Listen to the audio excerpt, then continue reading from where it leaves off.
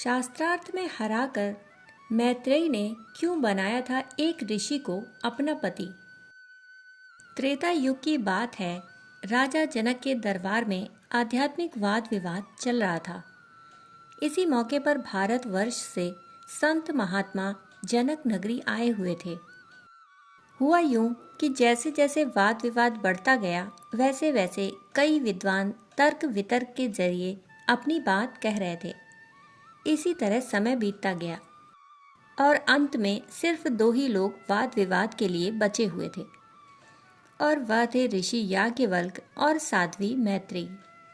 इस तरह दोनों के बीच वाद विवाद शुरू हुआ। यह काफी समय तक चलता रहा, परंतु स्थिति वहां जाकर थम गई जब याज्ञवल्क्य मैत्रेयी के प्रश्नों का उत्तर नहीं दे सके।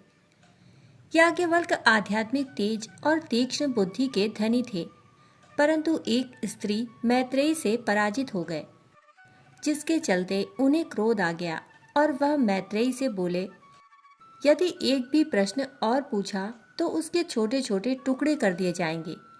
इस पर जनक बीच में आ गए। राजा जनक ने याज्ञवल्क्य से कहा, हालांकि आप सब कुछ जानते हैं, फिर भी आपको भीतर इस ज्ञान का जीवंत अनुभव नहीं हुआ है, और यही वजह है कि आप मैत्रेयी के प्रश्नों का उत्तर नहीं दे पाए। इसके बाद राजा जनक ने भरे दरबार में मैत्रेयी को सम्मानित किया। याज्ञवल्क्य को अपनी मर्यादाओं का बोध हुआ। वह मैत्रेयी के चरणों में जा गिरे और आग्रह किया कि मैत्रेयी उन्हें अपना शिष्य बना ले। मैत्रेयी ने उन्हें अपने पति के रूप में स्वीकार किया। उन्होंने कहा, आप मेरे पति बन सकते हैं, शिष्य नहीं। दरअसल मैत्रेयी यह देख चुकी थी कि जिस स्थान पर ऋषि याज्ञवल्क्य हैं, उस स्थान तक कोई नहीं पहुंच पाया। याज्ञवल्क्य ने अभी भी वह नहीं पाया था जो मैत्रेयी पा चुकी थी, परंतु उस समय मैत्रेयी को इतना पहुंचा हुआ दूसरा कोई व्यक्ति नहीं दिखा। इसलिए उन्होंने याज्ञवल्क्य को पति के रूप में स्वीकार करने का फैसला किया। दोनों परिवार बसाकर कई वर्षों तक साथ रहे।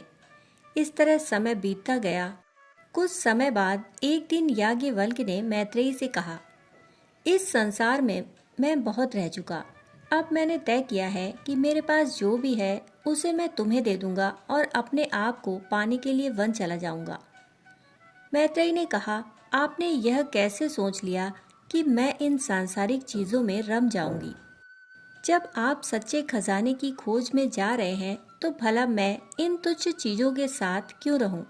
क्या मैं कौड़ियों से संतुष्ट हो जाऊंगी? फिर वे दोनों ही वन चले गए और सिद्ध प्राणियों की तरह अपना बाकी जीवन व्यतीत किया।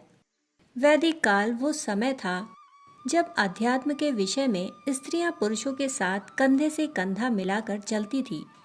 वह समाज पूरी तरह से व्यवस्थित था। जिस समाज में चीजें अच्छी तरह से व्यवस्थित होंगी, उसमें स्वाभाविक रूप से स्त्री का वर्चस्व रहा होगा। दोस्तों, कहानी सुनने के लिए आप सभी का बहुत बहुत आभार। फिर मिलते हैं ऐसी ही अनोखी कहानी के साथ। तब तक के लिए धन्यवाद।